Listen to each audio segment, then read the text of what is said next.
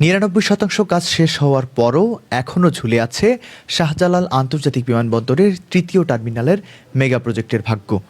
দৃশ্যত সবকিছু প্রস্তুত, ঝকঝকে তকতকে এক স্থাপনা। ২১,০০০ কোটি টাকা ব্যয়ে নির্মিত এই টার্মিনাল।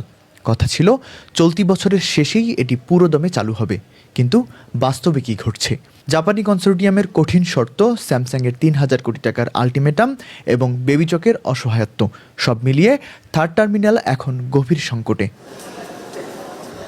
সমস্যার মূলে রয়েছে অর্থ, অর্থাৎ রাজস্ব ভাগাভাগি। এই টার্মিনাল পরিচালনার জন্য আগের সরকার জাপানের একটি কনসোর্টিয়ামকে নির্বাচন করেছিল, কিন্তু নতুন সরকার আসার পর দেখা দিয়েছে বিপত্তি। ২৪ ও ২৫ নভেম্বর বেবিচকের সাথে জাপানিদের ২ দিনের বৈঠক কোনো সমাধান ছাড়াই ভেস্তে গেছে। কারণটা খুব স্পষ্ট। জাপানি কনসোর্টিয়াম দাবি করছে বিমানবন্দরের সবচেয়ে লাভজনক দুটি খাত, প্যাসেঞ্জার সেফটি ফি এবং এয়ারপোর্ট উন্নয়ন ফির ভাগ তাদের দিতে হবে। ২০২০ সাল থেকে সব যাত্রীর কাছ থেকে এই ফি আদায় করা হচ্ছে।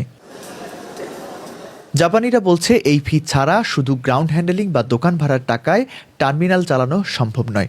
তাদের দাবি, বেবিচক যে ভারতীয় মডেল অনুসরণ করে হিসাব করছে তা এই বিশ্বমানের টার্মিনালের জন্য অকার্যকর।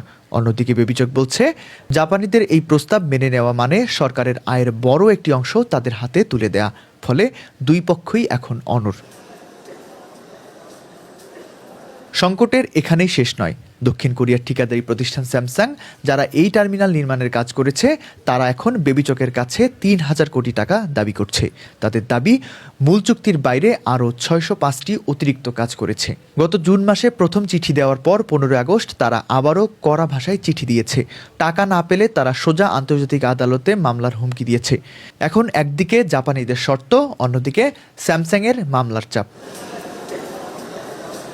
আলোচনা যখন স্থবির, তখন সরকার এখন ভাবছে নতুন পথে হাঁটার কথা।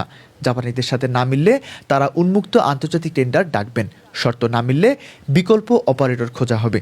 কিন্তু সমস্যা হলো, নতুন অপারেটর নিয়োগ দিলেও তাদের কাজ শুরু করতে অন্তত ৬ মাস সময় লাগবে।